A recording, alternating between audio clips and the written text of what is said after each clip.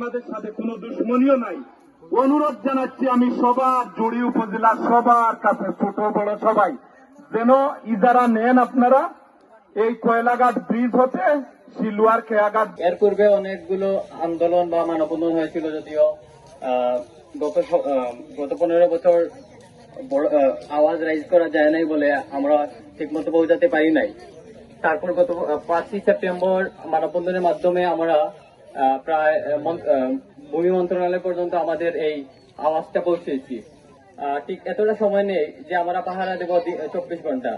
তারপরও আমরা পাহারা দিয়েছি শুধুমাত্র আমাদের দেয়ালে পিঠ থেকে গেছে বলেই। এটা আমাদের দায়িত্ব না, এর দায়িত্ব হচ্ছে প্রশাসনের। আমি আজকের মানববন্ধন দেখে কর্তৃপক্ষের দৃষ্টি আকর্ষণ করছি, উপরিমহলের কর্তৃপক্ষের দৃষ্টি আকর্ষণ করছি। রাজস্ব আয়ের বিরুদ্ধে আমরা না। রাজস্ব আয় হয় কিসের জন্য? জনকল্যাণের ব্যয়ের জন্য।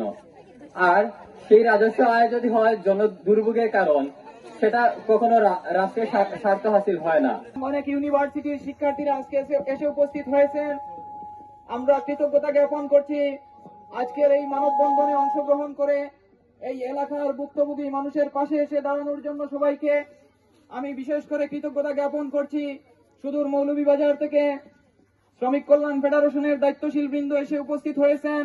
আমি আরো কৃতজ্ঞতা জ্ঞাপন করছি আজকের অনুষ্ঠানকে সৌন্দর্যমণ্ডিত করতে অন্তর্বর্তীকালীন সরকারের সামনে তুলে ধরার জন্য আমাদের প্রিন্ট মিডিয়ার বাইরা উপস্থিত হয়েছেন, বিভিন্ন সাংবাদিক বৃন্দ এসে উপস্থিত হয়েছেন। আমার অন্তরের অন্তঃস্থল থেকে মোবারকবাদ গ্রহণ করুন। সম্মানিত উপস্থিতি, ভারাক্রান্ত হৃদয় নিয়ে বলতে হয় এই নদীর তীর আমাদের শৈশবের একটি স্মৃতির পাতা। বান্ডেল থাকলে প্রতি সেনমানিতে টাকা বাঁচবে। বিকাশ সেনমানি বান্ডেল কিনে জিতুন প্রতি লেনদেনে। আমরা এই নদীর তীরে অনেক খেলাধুলা করেছি। এই নদীর পাড়েই শত শত মানুষের বসবাস। কিন্তু লক্ষ্য করলে দেখবেন সরকারের রাজস্ব আয়ের নাম করে আজকে এই নদীর পাড় বিলীন হয়ে যাচ্ছে। নদীর পাড়ের বাড়িঘর, নদীর পাড়ের গাছগাছালি, নদীর পাড়ের স্থাপনা, বিভিন্ন জিনিসপত্র আজ নদীতে বিলীন হয়ে যাচ্ছে।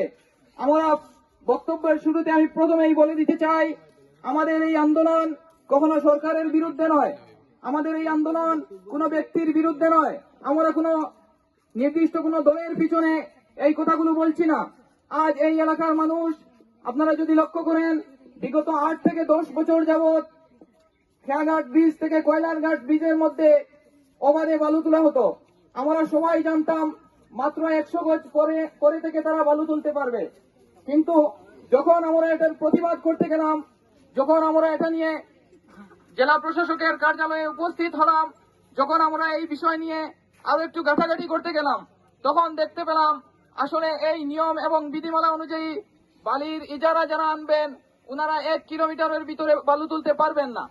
সম্মানিত উপস্থিতি, আজকে প্রমাণ স্বরূপ যদি বলতে চাই, আপনারা দেখতে পাচ্ছেন আমরা যেই ব্রিজের পাশে দাঁড়িয়ে আছি, ঠিক এর পিছন দিকে পশ্চিম অংশে 3টি বাঁশের জার আজকে নদীতে বিলীন হয়ে গেছে।